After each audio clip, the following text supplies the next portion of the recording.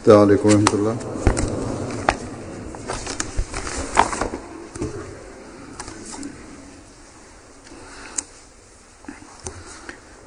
أشهد أن لا إله إلا الله وحده لا شريك له وأشهد أن محمدا عبده ورسوله أما بعد فأعوذ بالله من الشيطان الرجيم بسم الله الرحمن الرحيم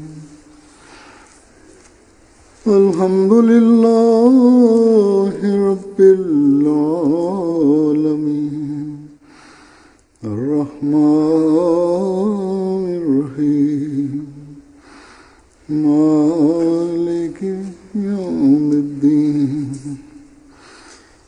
إياك نعبد وإياك نستعين اهدنا الصراط المستقيم صراط الذين أنعمت عليهم غير المغضوب عليهم ولا الضالين.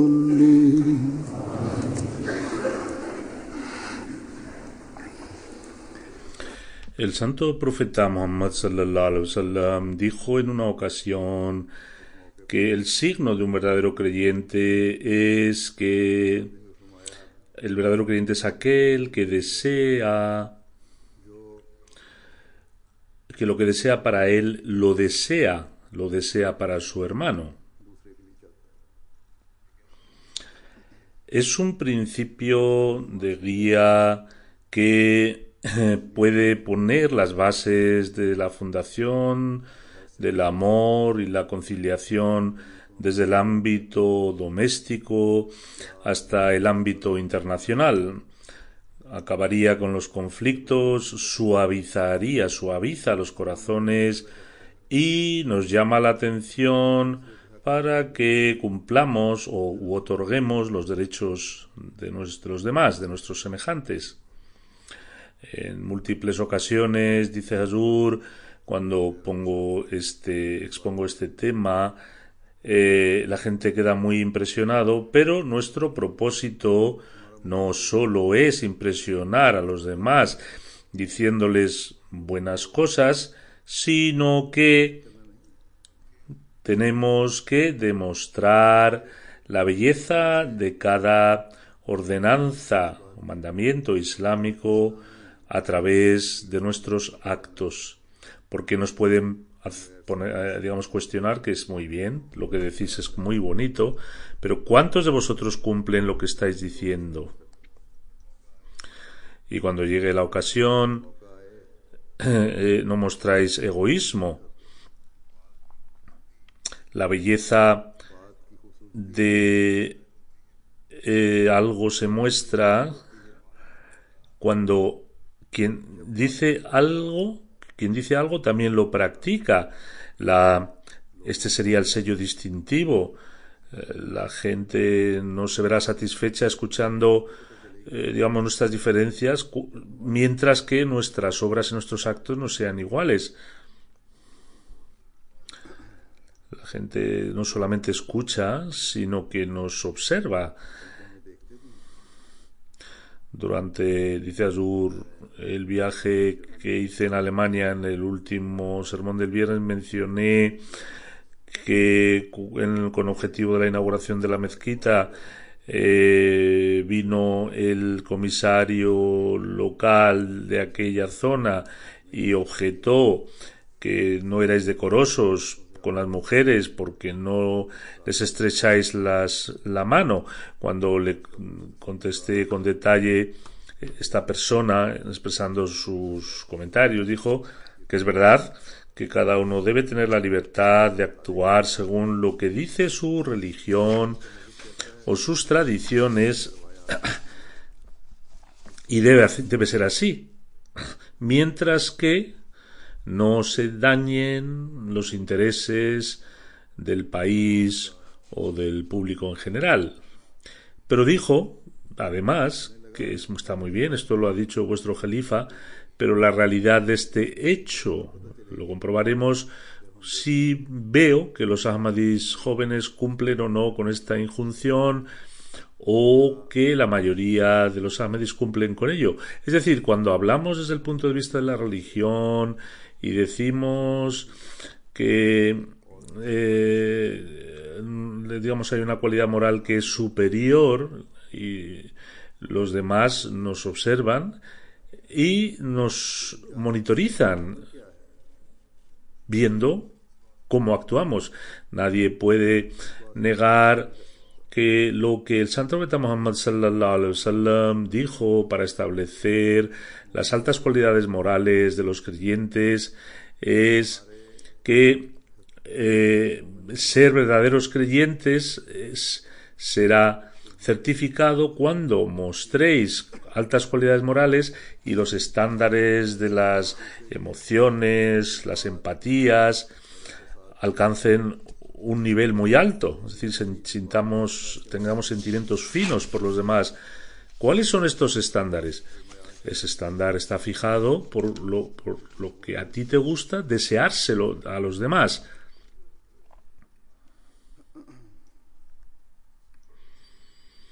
Dice Azur, no basta que cuando querráis recuperar vuestros derechos claméis por la justicia, pero cuando mostréis una actitud negativa cuando tengáis que dar los derechos a los demás. Por lo tanto, como estamos inquietos para obtener nuestros propios derechos, debemos establecer los mismos estándares para otorgar los derechos a los demás. Si cometemos algo incorrecto, deseamos que se nos perdone y queremos que no se nos castigue.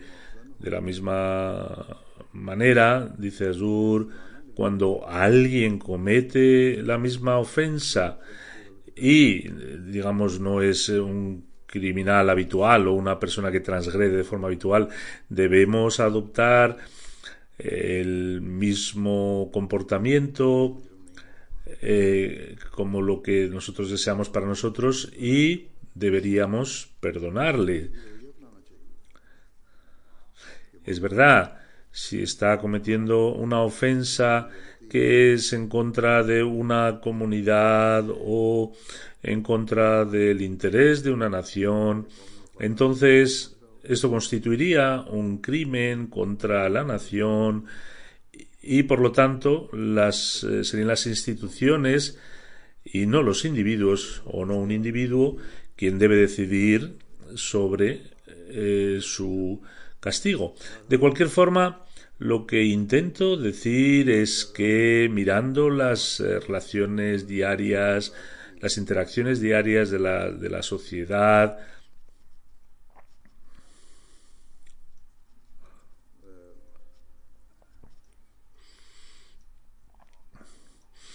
cuando analizamos las relaciones diarias que tenemos, interactuamos con la sociedad, damos los mismos derechos a los demás que nos damos a nosotros o pensamos de esta forma, y es el ámbito doméstico es la unidad básica en estas materias, después los amigos, los conocidos, los hermanos y hermanas y otros familiares.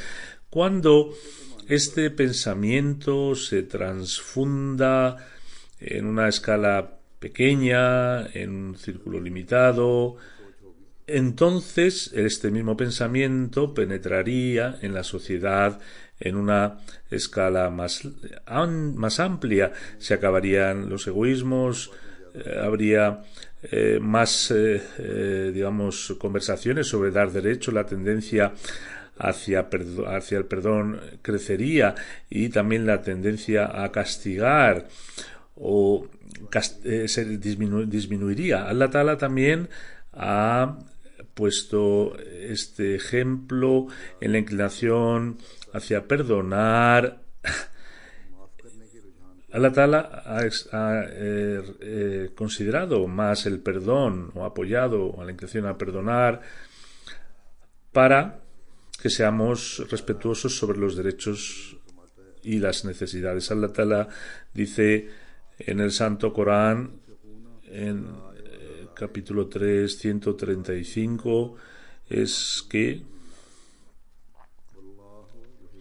los que gastan en la prosperidad y en la adversidad y los que reprimen su cólera y perdonan a los hombres, pues Allah ama a los que hacen el bien. En este versículo, en primer lugar, Allah Ta'ala nos ha llamado la atención en gastar en los derechos del necesitado.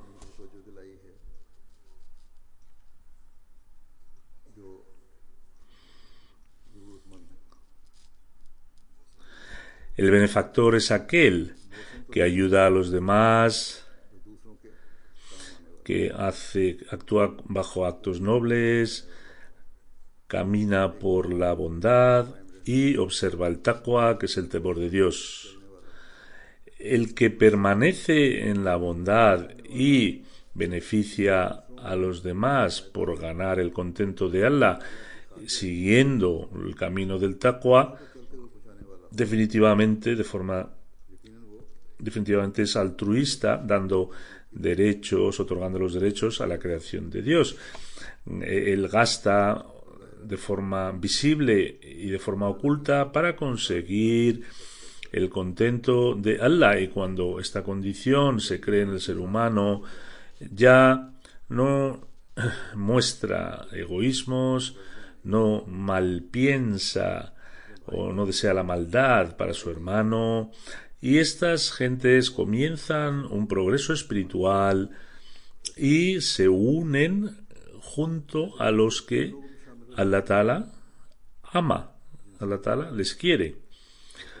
Luego Allah Ta'ala dice que otro signo de los que hacen el bien es que son aquellos que controlan sus emociones, son los que tienen un control sobre sí mismos que hace que supriman su rabia, cuando lo natural es que deben, que se puedan enfadar, sino que tienen la posibilidad de controlar su furia, y el examen es cuando, después de controlar su furia, también intenten perdonar a los demás o perdonen a los demás.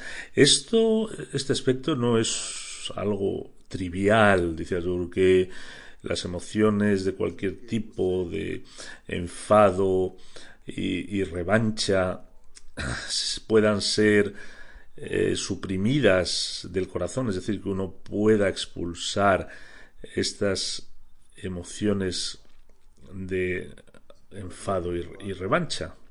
Es algo muy grande poder eliminar el enfado, y no solo eso, sino que, no solo eliminando el enfado, uno pueda favorecer al criminal, al que ha hecho daño.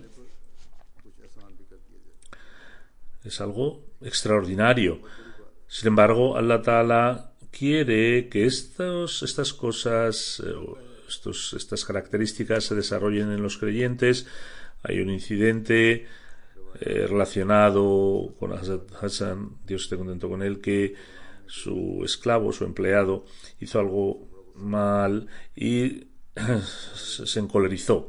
Iba a castigar al empleado, y el esclavo, en aquella época, por razón, la parte de este versículo, que es aquellos que controlan su furia.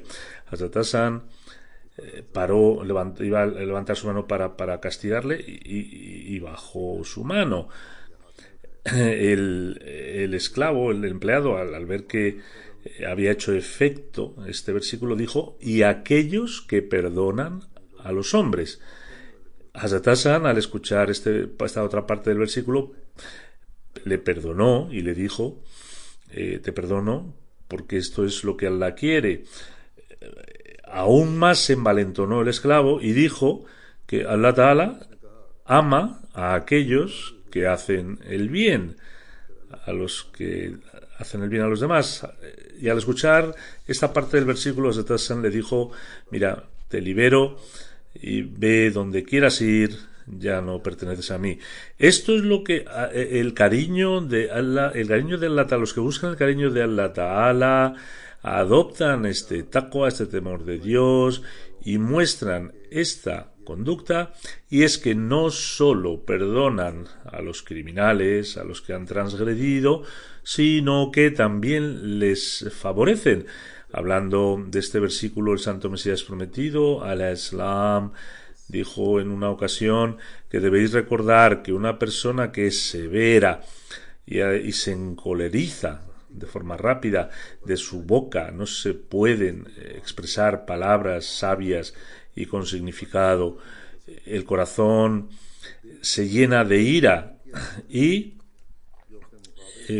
pierde el control y se ve deprivado de las materias sabias. Los labios se empiezan a funcionar sin bridas y se expresan palabras groseras. El que expresa este tipo de palabras es una persona desgraciada.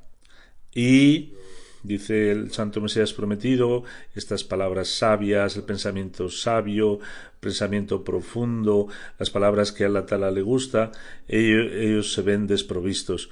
La furia y la sabiduría no pueden convivir juntas. Aquel que se muestra bajo rabieta tiene una mente opaca y desafinada, nunca tendrá ninguna superioridad en ningún campo, porque el enfado es como una media locura, y cuando la furia salta, se echa a perder uno por completo y se vuelve uno loco. Dice el Santo Mesías Prometido que la furia y el intelecto son enemigos unos de otros.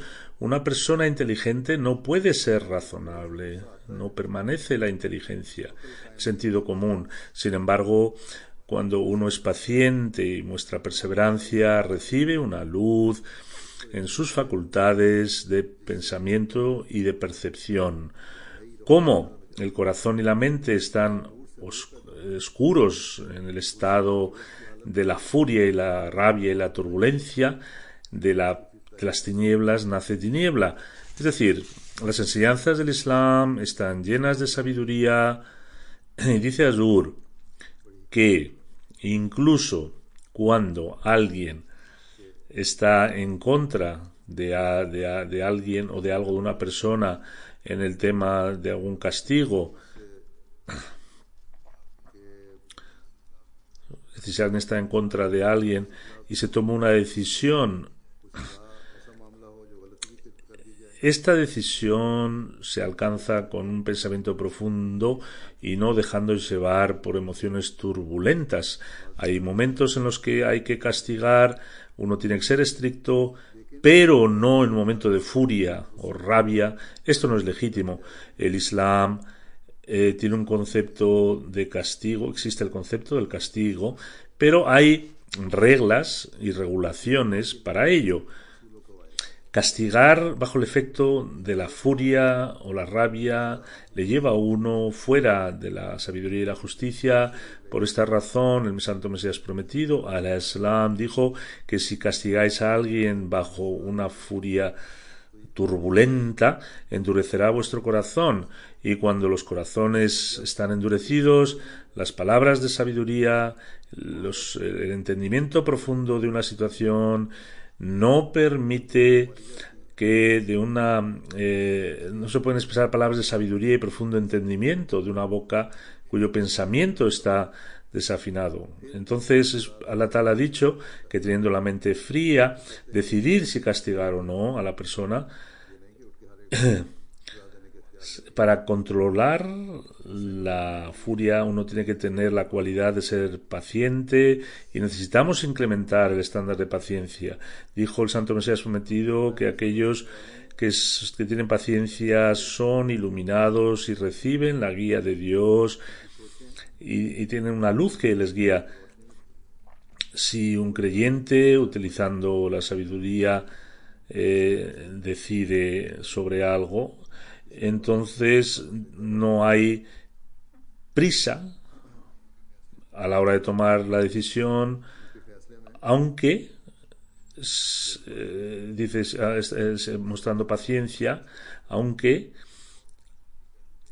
mirando los pros y los contras, es cuando toma la decisión. Debe quedar claro de que no todo el mundo tiene la autoridad para castigar. En esta época presente, castigar o dar castigo está relacionado con las instituciones. Los individuos pueden perdonar las ofensas que se le hacen, pero no castigar, porque necesita la ayuda de la ley o de las instituciones relacionadas. Si se tiene esto en mente, los altercados que nacen de hechos insignificantes y con ello la pérdida de dinero cuando se litiga, tanto en tiempo y en dinero, no ocurriría. Si un tribunal, dice Azur, perdona a un criminal, el quien ha sido ofendido se pone furioso por el perdón o por haberle castigado de forma leve y lleva este asunto a un tribunal superior, a pesar de que el tema de disputa sea trivial y no sea algo muy serio. Algunos ahmadís insisten en llevar sus asuntos a los tribunales en lugar de tomar un árbitro dentro de la propia comunidad, y empiezan a perder en los litigios, en el aspecto económico y en el tiempo, y por esta razón Allah Ta'ala nos ha pedido que suprimamos el enfado y perdonemos, y no ha dicho que perdonemos continuamente. La sabiduría de perdonar o castigar está reflejada en el versículo del Santo Corán que dice: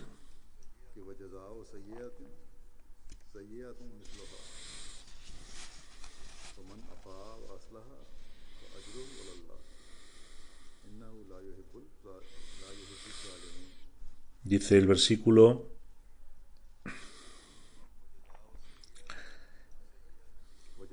que la recompensa de un daño es un daño similar.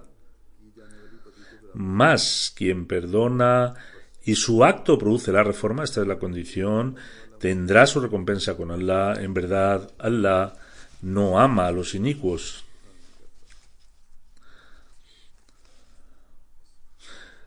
Por lo tanto, la esencia es hacer que el criminal sea consciente de su crimen y que se reforme, y no enmarañarle en litigios, gastar el propio tiempo y el dinero de uno y el otro, y si es una institución de la comunidad, luego criticar las decisiones de la comunidad. Si una persona se reforma perdonando, es mejor perdonarle. Si es necesario castigarle para reformarle, entonces la sabiduría pide que hay que castigarle, y este tema, sin duda, debe ser llevado a las instituciones correspondientes. El Santo Mesías Prometido ha hablado de este edicto en distintos lugares. Dice en su libro Triyaqul Qulub: según la ley la ley o justicia, cada daño tiene una recompensa proporcional, pero si la persona que ha sido ofendida perdona al que ha hecho el mal, con la condición de que el criminal se reforme y que no se envalentone para que repita de nuevo la ofensa, entonces el perdonador recibirá una gran recompensa de Dios Todopoderoso.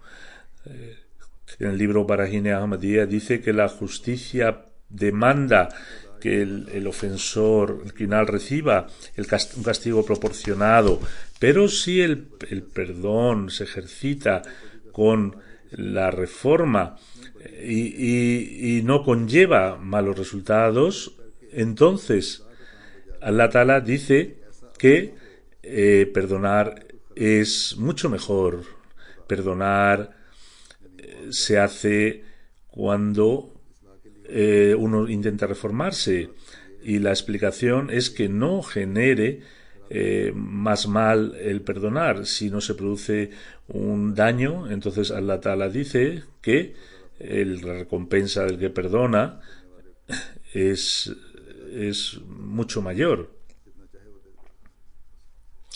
Por lo tanto, perdonar debe hacerse cuando el criminal se vea de forma clara que él no va a repetir la ofensa. Hay criminales que son habituales y piden perdón cada vez que cometen un crimen.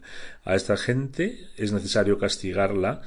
La naturaleza del castigo debe llevarles hacia la reforma. Según el Santo Corán, dice que nunca el castigo,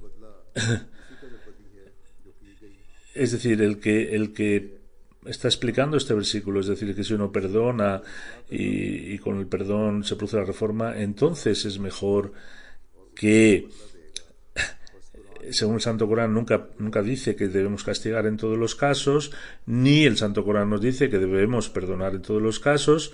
Depende de las circunstancias de cada caso, y esta es la intención del Santo Corán, mirando el momento, y debe ejercitarse la revancha o el perdón a la luz de la situación y con discreción, y este es el significado del Santo Corán.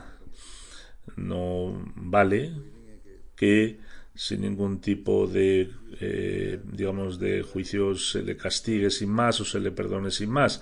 Hay limitaciones sobre perdonar y el perdón y el castigo según el Islam, y debemos ver dónde hay más beneficio. Estos son los principios por los que el Islam prescribe esta ley.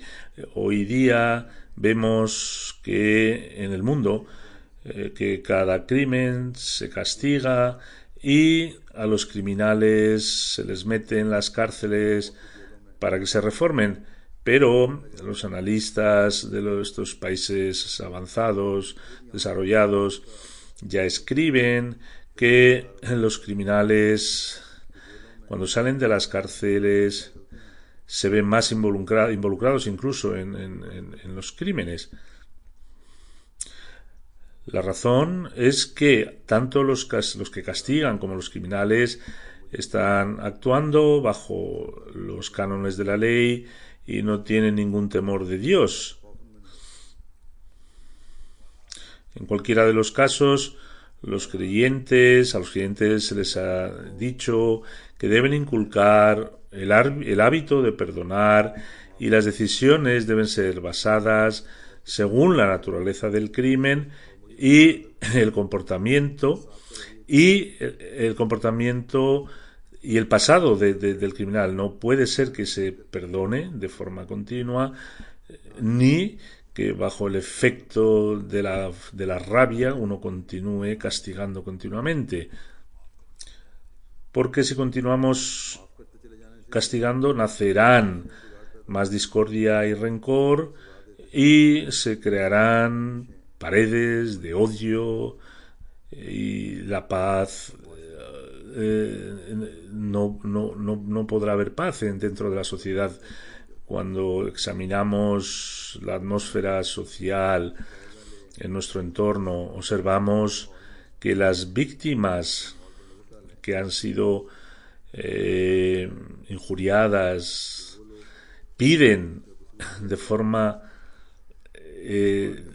directa que es necesario castigar a los criminales para que sirvan de ejemplo para los demás y les sirva como lección para que nadie tenga luego el atrevimiento de seguir cometiendo el crimen. Y sin embargo los criminales dicen que no, que es necesario que se nos perdone. Hoy muchas organizaciones humanitarias se han configurado, hay algunas que hacen muy buenos trabajos y están continuamente ocupadas intentando conseguir el perdón de cualquier criminal.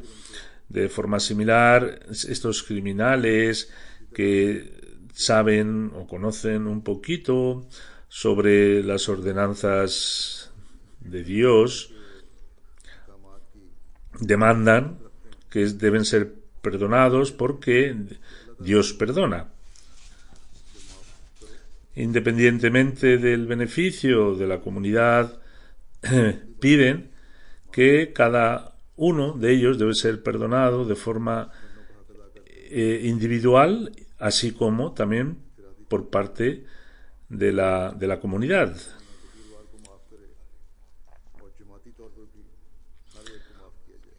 Dice Zuhur que la gente que está involucrada en este tipo de asuntos en ambas partes o bien son mitad criminales o están tomando decisiones en su favor más allá de la justicia. Cometen crímenes en lugar y luego para escaparse del castigo mencionan de forma ilegítima ordenanzas de Dios. Esta gente es extremadamente egoísta y cuando alguien les acusa a ellos, no perdonan. Es decir, cuando tienen algo en contra de ellos, no perdonan, sino que intentan castigar al ofensor. Y sin embargo aquí cambian y cuando se trata de ellos bordean las reglas o se olvidan de que ellos deben desear para los demás lo que desean para sí mismos. Y el que no desea perdonar y desean que al que me ha hecho daño sea castigado, si se trata de un asunto relacionado con ellos, piden perdón y dicen, por favor, es mejor que se nos perdone. El Islam rechaza a esta gente egoísta y decide, bajo la base de la justicia última, que si tenéis la certeza de que con el perdón uno se reforma, entonces es mejor perdonar. Y si está claro de que no hay posibilidad de que esta persona se reforme y el castigo es necesario, entonces el castigo ha de aplicarse. Esta es la filosofía de la enseñanza islámica y ahora vemos que el santo profeta Muhammad sallallahu alaihi wasallam hasta qué punto perdonó y cómo aconsejó a sus compañeros al respecto. Observamos en el ejemplo de Hazrat Imam Hassan, perdonó una ofensa de un empleado y era una ofensa pequeña. La cúspide del perdón la vemos en la vida del santo profeta Muhammad, porque perdonó a gente que incluso se había tomado ya la decisión de castigarles.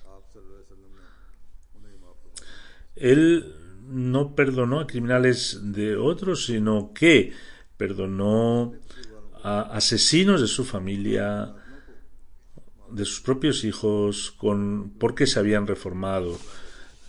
Se relata que un hombre que se llamaba Habbar bin Aswad atacó al santo profeta Muhammad, a la hija del santo profeta Muhammad, Zainab, cuando salía de Mecca a Medina, y le lanzó una lanza y ella estaba embarazada, perdió a su hijo y luego también falleció debido a las heridas de la lanza.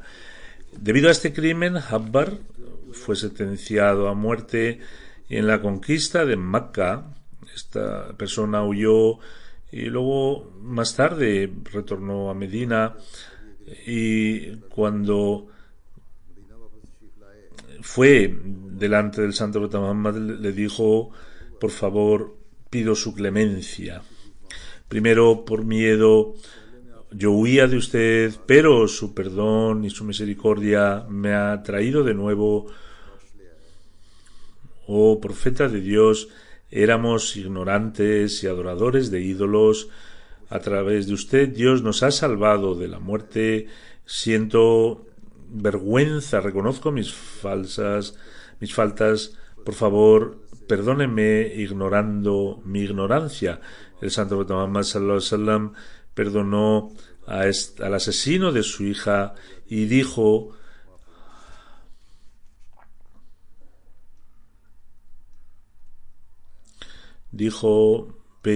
vete, Habbar, te perdono.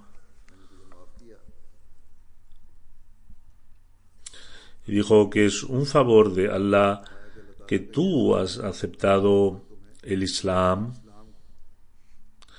Cuando vio que la reforma se había reformado esta persona, incluso perdonó al asesino de su hija. Hazrat Aisha, Dios esté contento con ella, dijo que el santo profeta Muhammad sallallahu alaihi wasallam nunca se vengó de los excesos que se hicieron sobre él. Perdonó a una mujer judía que le puso veneno en la comida, a pesar del efecto a pesar de que el efecto del veneno, algunos compañeros se vieron afectados.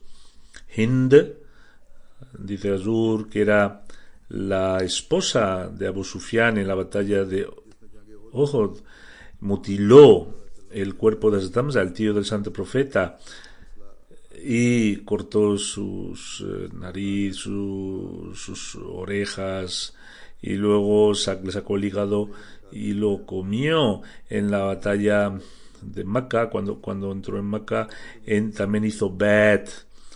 Debido a algunas preguntas, el santo profeta Muhammad la reconoció y le preguntó: ¿eres tú Hind, la mujer de Abu Sufyan? Dijo: sí, oh profeta de Dios, he aceptado el Islam desde el corazón, y pidió perdón por las faltas cometidas en el pasado. El santo profeta Muhammad sallallahu alaihi wasallam perdonó a Hind. Esto le impresionó tanto, este perdón, que sufrió un cambio completo y fue una persona muy sincera. Invitó esa misma tarde el santo profeta Muhammad sallallahu alaihi wasallam a una comida y le envió 2 corderos asados, diciendo que no tengo muchos animales y este es mi regalo para usted. El santo profeta Muhammad sallallahu alaihi wasallam pidió a Allah Ta'ala que: oh Allah, bendice el rebaño de Hind, y como resultado de esta oración tuvo tanta bendición que su rebaño ya no lo podía controlar por la cantidad de animales que tenía. Abdullah bin Abi Salul, que es conocido por todos como el líder de los hipócritas, fue perdonado por el santo profeta Muhammad sallallahu alaihi wasallam a pesar de sus insultos, y ofreció su oración funeral a pesar de que Hazrat Umar le insistía continuamente que no dirigiera la oración funeral para él. Ka'b bin Zayd, que era un poeta muy famoso y debido a ciertos actos también había sido declarado culpable después de la conquista de la Meca. Su hermano escribió al santo profeta Muhammad sallallahu alaihi wasallam que le perdonara. Vino a Medina y en la oración del Fajr fue a la mezquita Nabawi y rezó detrás del santo profeta.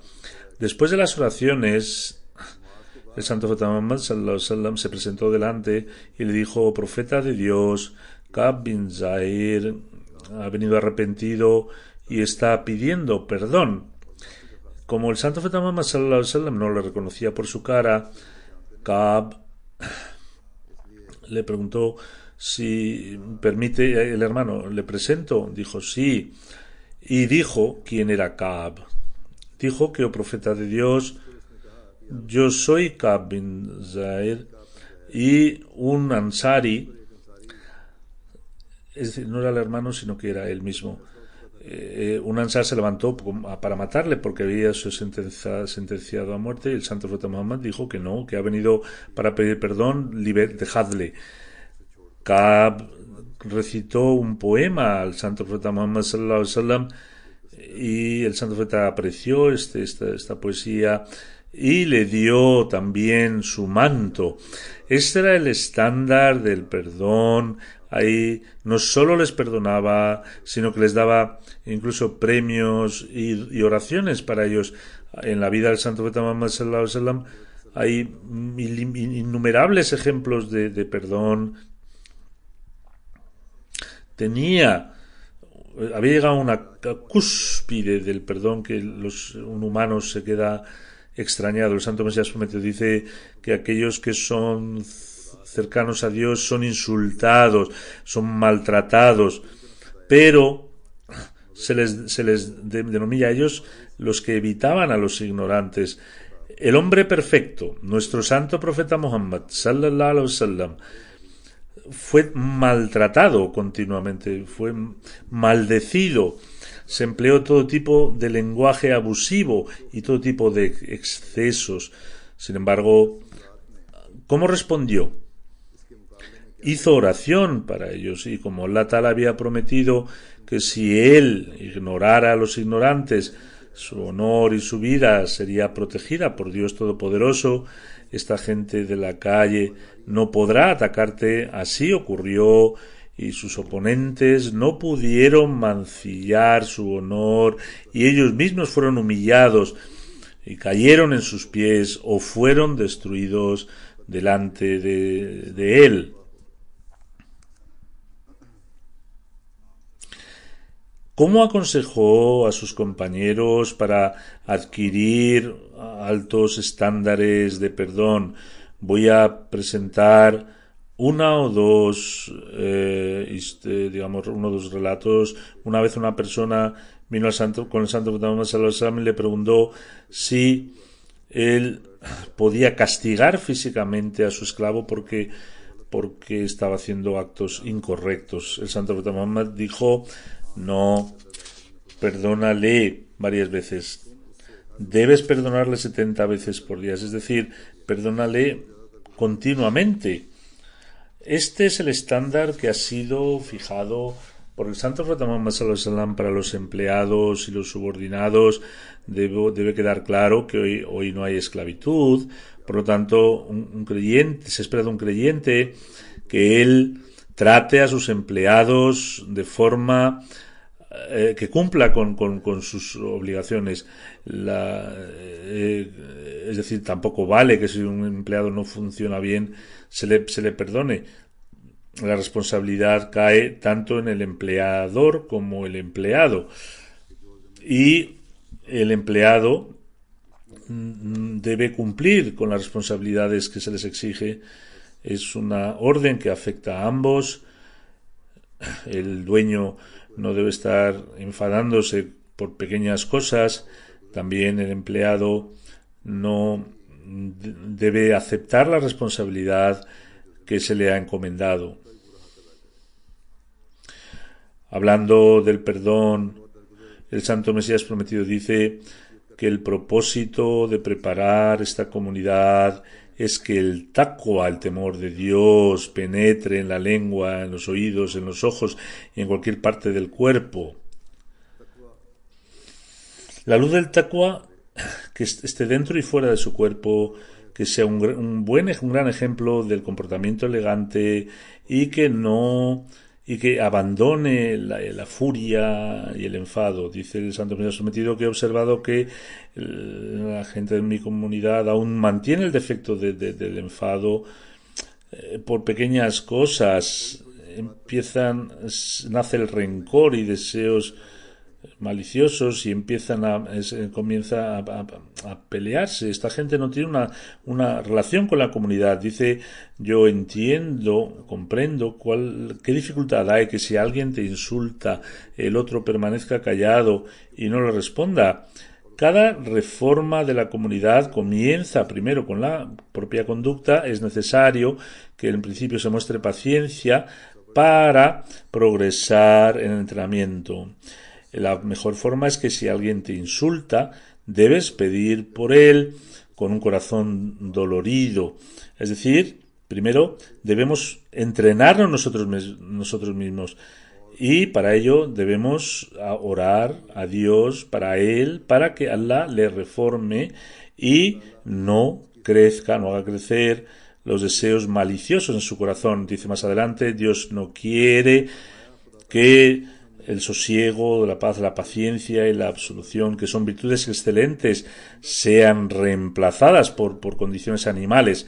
Si queréis progresar en vuestra conducta, llegaréis muy pronto a Dios. Dice, es verdad que todos los seres humanos no son de la misma forma. Hay distintas naturalezas, por eso en el Santo Corán está escrito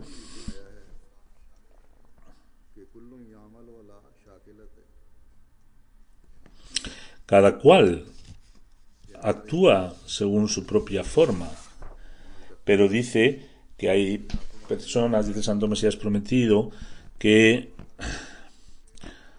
exceden en alguna virtud, pero son débiles en otra.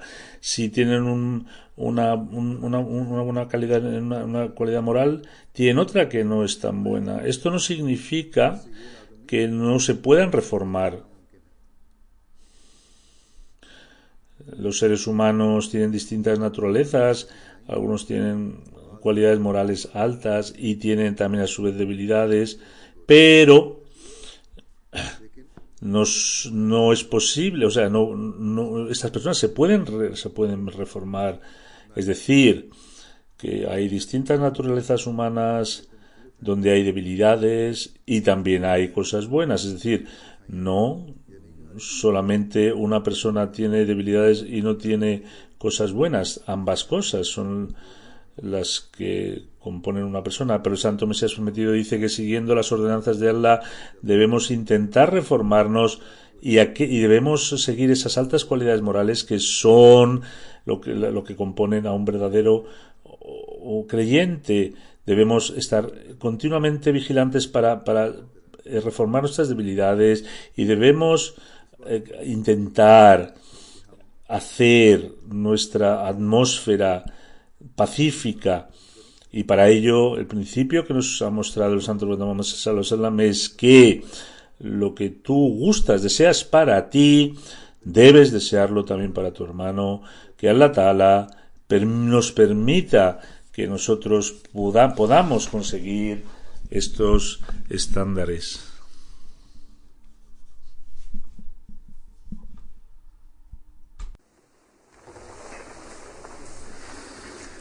Alhamdulillah,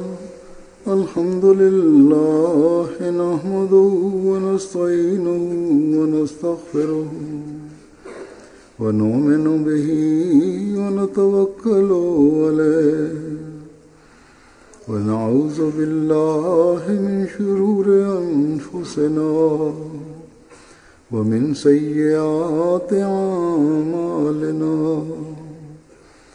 من يهده الله فلا مضل له ومن يضلل فلا هادي له ونشهد أن لا إله إلا الله ونشهد أن محمدا عبده ورسوله.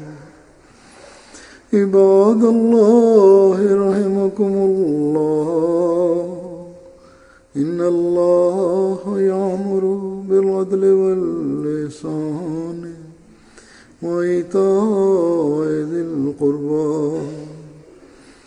وينهى عن الفحشاء والمنكر والبغي يعظكم لعلكم تذكرون اذكروا الله يذكركم وادعوه يستجب لكم ولذكر الله أكبر.